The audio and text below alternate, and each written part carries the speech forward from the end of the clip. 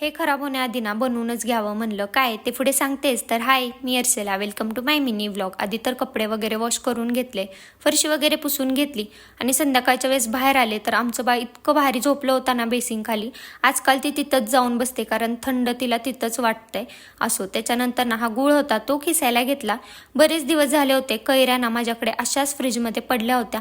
म्हणलं खराब होऊन टाकण्यापेक्षा ना त्याचं काहीतरी बनवून घेऊया, म्हणून आता गुळांबा बनवत होते. फर्स्ट टाइमच बनवणार होते, काय माहिती कसं होतंय. जर छान झालं ना तर परत जास्त बनवेन. असो, त्याच्यानंतर ना कैरीवरची साल काढली, ते बारीक खिसून घेतलं. आता मोठी काय खिसणी नव्हती माझ्याकडे, म्हणून बारीकच खिसणीने खिसून घेतलं.